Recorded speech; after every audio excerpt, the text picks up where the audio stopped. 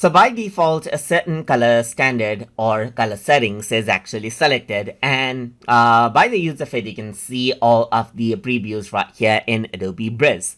But if you want to go ahead and change that out, then you can go around onto the edit menu, and over here you can see that color settings is an option.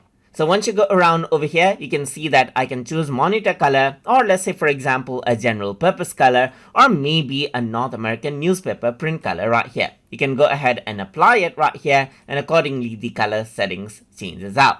But there's only a subtle difference around over here.